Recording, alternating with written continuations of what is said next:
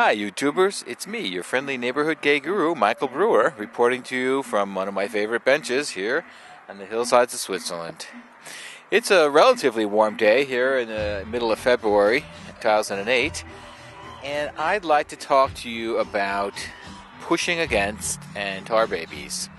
That sounds like an odd concept, but if you just bear with me, I'll explain. You know, if you're of a certain age or have been raised in Western culture or pretty much all cultures, we have been taught from birth to stand up for what is right and for fight the good fight and to push against the things we don't want. If we say injustice in the world, we're supposed to stand up to it and to fight. And there's even concepts like fighting for peace, which is a real weird idea if you think about it. And that's pretty much the way the world has gone for millennia now. And I'm here to announce that this is old paradigm. This idea of fighting against, saying no to the things that we don't want, is actually what is keeping us stuck in a world of violence and terror that we find ourselves in today. Let me explain.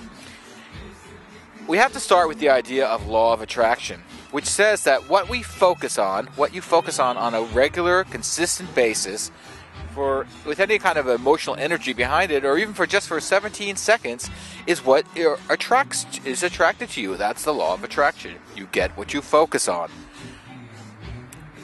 The odd thing about that is that the universe, which brings us the things we want, doesn't really differentiate between whether we say we want something or whether we don't want something. It doesn't understand the concept of no.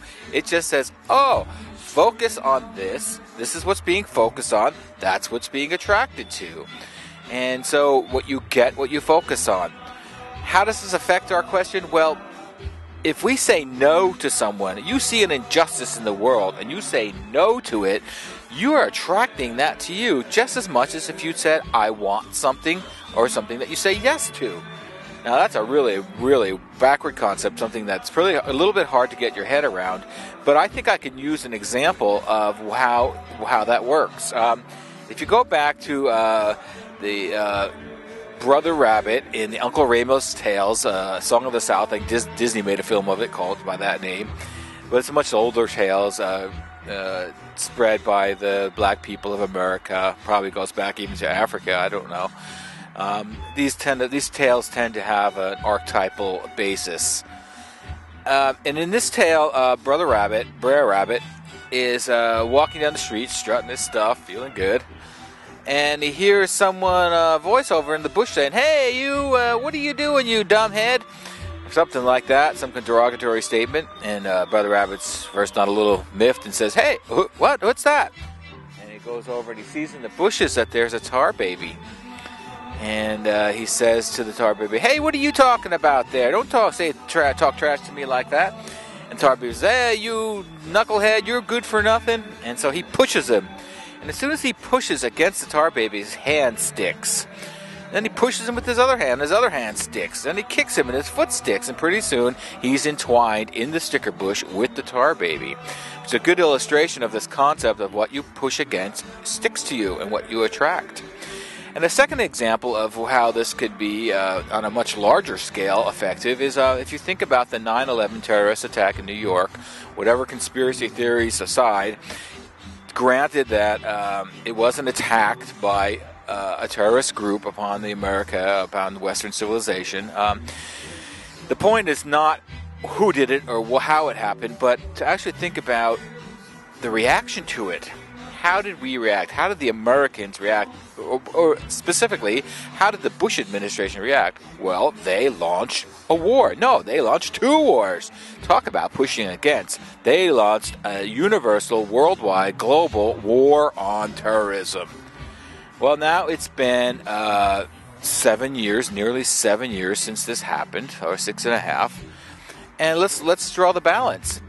Can you say that the actions of the Bush government in pushing against and fighting against and combating terrorism in their war on terrorism has helped things? Or has it, in fact, created a lot more terrorism? Is Afghanistan a quieter, more peaceful place today? No. Is Iraq a quieter, more peaceful place today? No. In fact, is there any place in the world where terrorism has actually gone down? No, in fact, terrorism is increased, and this pushing against policy, old paradigm policy of the Bush administration, has actually drawn to and attracted a lot more violence, a lot more terrorism, and a lot more fear in the world.